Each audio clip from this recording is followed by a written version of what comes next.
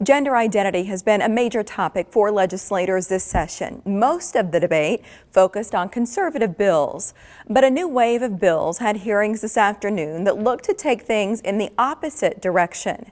3 News Now reporter Alex Whitney explains.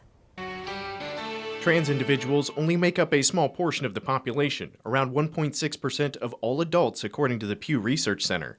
Despite their small size, this group has garnered significant attention from lawmakers across the country, including right here in Nebraska. Absolutely, and this is something that's come a little later to Nebraska than other states.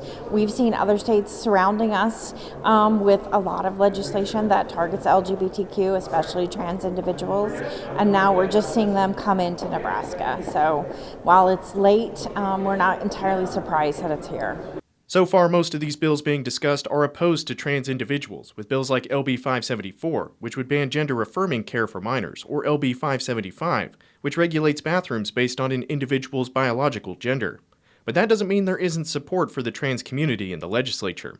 On Wednesday, a pair of bills made their way in front of committees that would protect trans individuals and their right to express themselves as their preferred gender. The first, LB 169, makes a simple change. It would ban any discrimination at work based on sexual orientation or gender identity. I wanted to promote somebody that worked for me to come to promotion, an existing UP employee. He said, no, I don't feel welcome in Nebraska. My husband could get fired for no reason in Nebraska. I don't want that promotion. Now that person worked for UP, knew about UP, and still said no. And if that person has that perception, think about when I'm trying to recruit on the East Coast or West Coast, come to Nebraska.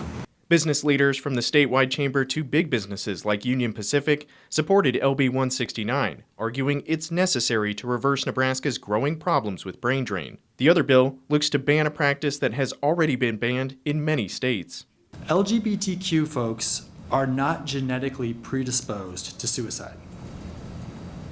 These harrowing statistics are the result of environmental factors, including societal stigma and shaming, such as that perpetuated through conversion therapy. Right now, conversion therapy is only banned in Lincoln and nowhere else in Nebraska. LB 179 would ban the practice by medical professionals statewide. With an overwhelmingly conservative body, it's hard to guess what the fate of these bills will be. But some of the senators behind these and other bills protecting LGBTQ individuals have promised to keep up their fight, even if they have to take the rest of the legislature down with them. This is a fight for your existence, your future, your state, your families. I'm not going to give an inch.